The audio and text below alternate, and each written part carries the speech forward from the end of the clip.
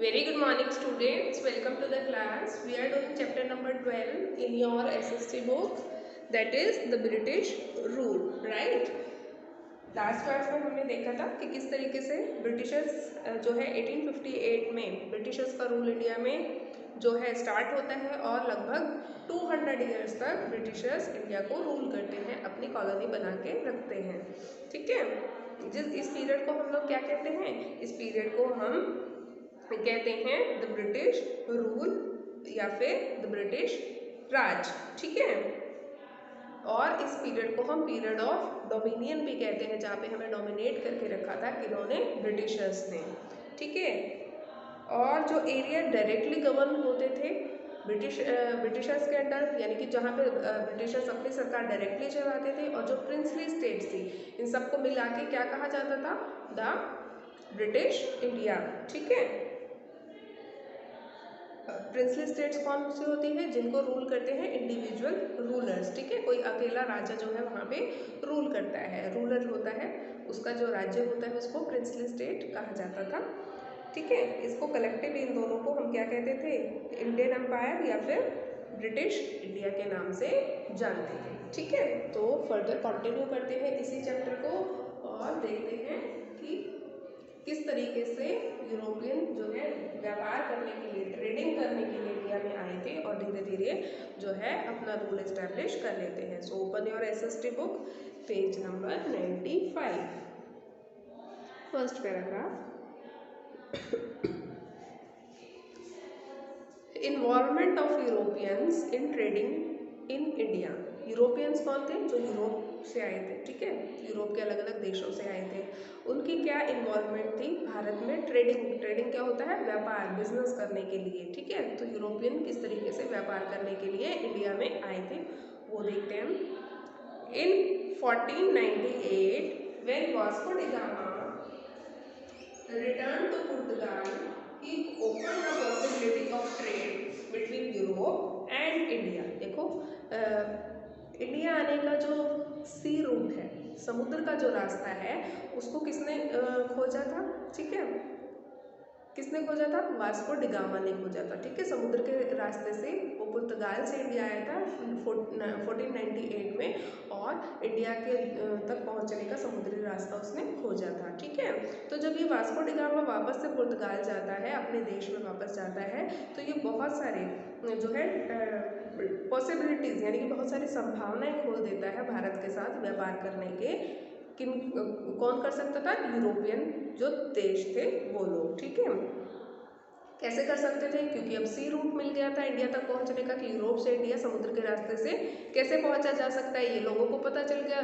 तो लोगों को ये समझ में आ गया कि अब तो हम जो है इंडिया के साथ ट्रेड यानी कि व्यापार आसानी से कर सकते हैं। ठीक है, in the next 300 years, French, Portuguese, Spanish, Danish, Dutch and British companies established trading posts in India, which later developed into major cities like Mumbai and Calcutta।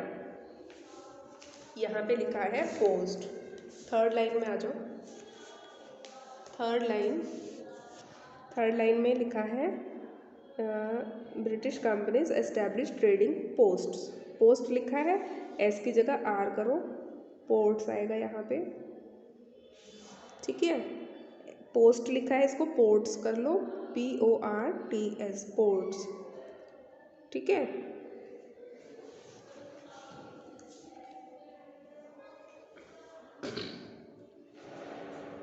तो अगले 300 सालों में जब इंडिया का समुद्री रास्ता मिल जाता है लोगों को, तो अगले 300 सालों में बहुत सारे French, Portuguese, Spanish, Danish, Dutch और ब्रिटिश कंपनियां जो हैं भारत में अपने ट्रेडिंग पोर्ट्स, ये पोर्ट्स क्या होते हैं? एक ऐसी जगह होती है जो कि समुद्र के पास होती है। ठीक है, एक छोटी सी लोकेलिटी, पोर्ट बोलते हैं हम उसको, जिसको हम हिंदी में बंदरगाह बोलते हैं। ठीक है, वहाँ पे क्या होता है? आसानी से समुद्र के रास्ते से शिप आती हैं, बड़ी बड़ी अपने सामान को उतारती हैं। ठीक है, वहाँ पे अपना जो है फैक्ट्री लगा सकती है। मतलब क्या होता है? वो समुद्र से डायरेक्टली कनेक्टेड होता है, तो वहाँ से आना और जाना एक रूट मिल जाता है लोगों को, तो उसको हम बोलते हैं पोर्ट। ठीक है, तो ये सारी जो कंपनीज होती हैं ये बहुत सारे ट्रेडिंग पोर्ट भारत में जो है बनाती हैं, जो कि बाद में धीरे धीरे क्या बन जाती हैं? डेवलप हो जाते हैं धीरे धीरे बड़े बड़े शहरों में, जैसे कि मुंबई और कलकत्ता। मुंबई और कलकत्ता क्या थे, पहले पोर्ट सिटीज़ थे। पोर्ट सिटी मतलब ऐसे शहर जो कि नदियों के, समुद्र के पास थे, जहाँ पे जो है विदेशों से ये व्यापारी जो है ट्रेड करने के लिए इंडिया में आते थे। ठीक है, तो मुंबई और कलकत्ता जैसे जो पोर्ट थे वो बाद में आगे चल के क्या बन जाते हैं, इम्पॉर्टेंट सिटीज़ बन जाते हैं। ठीक है, क्लियर है यहाँ तक। Then came the British to break the monopoly of Dutch over trading of spice in India। देखो मोनोपोली क्या होता है, जब कोई एक कंपनी जो है व्यापार करती है, यानी कि उसी के पास सारे राइट्स है व्यापार करने के, ट्रेड करने के, उसको हम बोलते हैं मोनोपोली, कि उसके अलावा कोई और कंपनी यहाँ पे बिजनेस नहीं कर सकती। तो पहले कौन थे, जो डच लोग थे। ठीक है, वो लोग क्या करते थे, स्पाइसेस क्या होते हैं, मसालों का व्यापार करते थे, इंडिया से मसाले ले जाते थे और यूरोप में बेचते थे। ठीक है, तो उनकी मोनोपोली को, यानी कि उनका जो एकाधिकार था कि सिर्फ वही लोग करे जा रहे थे ट्रेड, उसको कौन तोड़ता है, ब्रिटिशर्स। यानी कि ब्रिटिशर्स भी आ जाते हैं व्यापार में और वो कहते हैं कि अब सिर्फ डच लोग ही नहीं, हम भी मसालों का ट्रेड करेंगे, भारत से मसाले लेके जाएंगे और यूरोप में सेल करेंगे। ठीक है, तो ये कह रहे हैं then came the British to break the monopoly of the Dutch over trading of spice in India. ठीक है, ब्रिटिशर लोग जो है, जो डच सिर्फ जो पहले डच लोग ही सिर्फ भारत से व्यापार कर रहे थे मसालों का, अब वो क्या होता है, ब्रिटिशर्स भी आ जाते हैं और वो भी व्यापार करना शुरू करते हैं मसालों का। It was called the British east India company. कौन सी कंपनी आती है ब्रिटेन से, ब्रिटिश ईस्ट इंडिया कंपनी। इस कंपनी का नाम आपको याद रखना है। जो कंपनी ब्रिटेन से इंडिया में आती है व्यापार करने के लिए, ट्रेड करने के लिए, उस कंपनी का नाम था the British east India company. ठीक है, इट एस्टैब्लिश्ड पोर्ट्स, ये क्या करती है, अपने अपने बंदरगाह बनाती है।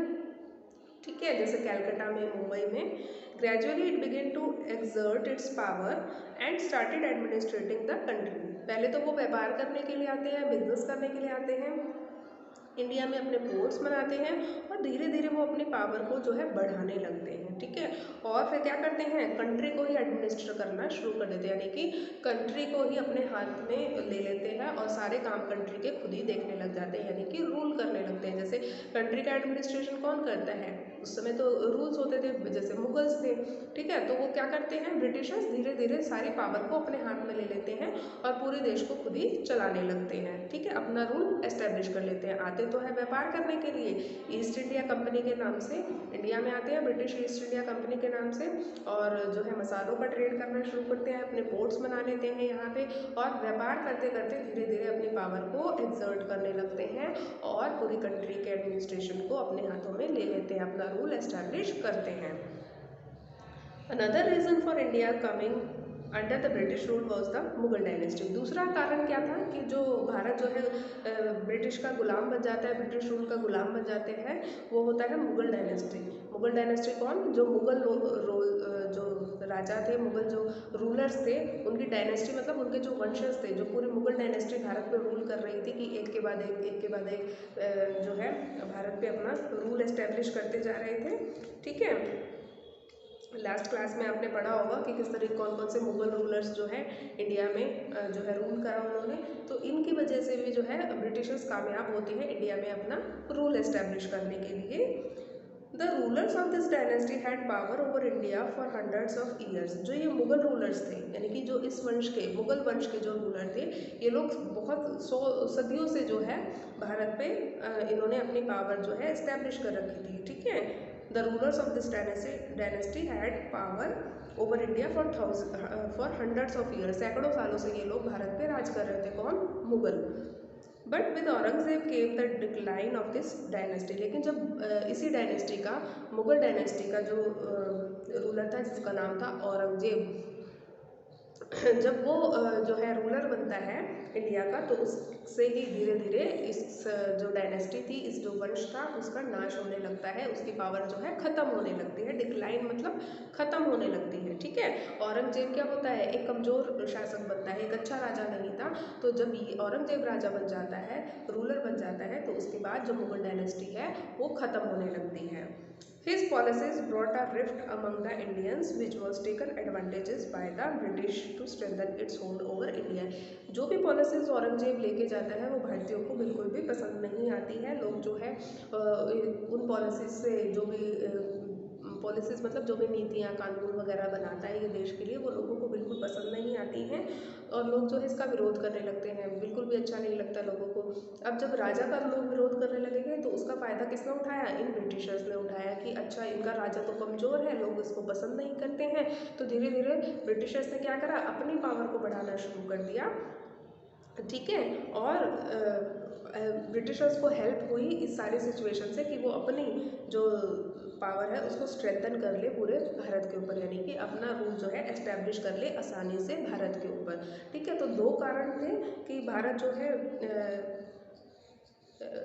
ब्रिटिशर्स का गुलाम बना। पहला तो ये था कि वो लोग व्यापार करने आए थे यहाँ पे, तो व्यापार करने आते हैं तो इजीली एंटर हो जाते हैं हमारी कंट्री में, पोर्ट बना लेते हैं अपने, और धीरे धीरे अपनी पावर को बढ़ाते हुए पूरे इंडिया का कंट्रोल अपने हाथों में ले लेते हैं। दूसरा एक कारण इनको मिल जाता है कि जो मुगल डायनेस्टी थी वो धीरे धीरे कमज़ोर होती जा रही थी, क्योंकि जो औरंगजेब था वो एक सक्सेसफुल रूलर नहीं था, उससे जो है लोग भी खुश नहीं थे। तो धीरे धीरे क्या होता है, जो लोग हैं मतलब ब्रिटिशर्स को पता चल जाता है कि औरंगजेब एक कमज़ोर शासक है, एक कमज़ोर रूलर है, तो वो लोग क्या करते हैं, सिचुएशन का एडवांटेज लेते हैं, फ़ायदा उठाते हैं और अपने आप को स्ट्रेंथन करते हैं इंडिया में, भारत में, ठीक है। क्योंकि उनको पता था औरंगजेब ज़्यादा कुछ बहुत नहीं कर सकता, उसको रेसिस्ट नहीं कर सकता इन लोगों को, तो उनको आसानी हो जाती है, जिससे वो लोग क्या करते हैं और ज़्यादा होल्ड इंडिया पे अपना इस्टेब्लिश करते हैं और धीरे धीरे क्या करते हैं फिर भारत को अपना गुलाम बनाते चले जाते हैं। और भारत क्या बन जाता है, एक फ्री कंट्री से एक कॉलोनी बन जाता है, जिसको हम बोलते हैं गुलाम देश बन जाता है। जैसे हमने देखा था ना लास्ट क्लास में, ब्रिटिश रूल एस्टैब्लिश हो जाता है, ब्रिटिश राज,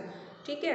और इंडिया को क्या कहा जाने लग जाता है, ब्रिटिश इंडिया कहा जाने लग जाता है, ठीक है। तो आज की क्लास में आप यहीं तक पढ़ के आएंगे, इससे आगे हम अपनी नेक्स्ट क्लास में डिस्कस करेंगे, ठीक है।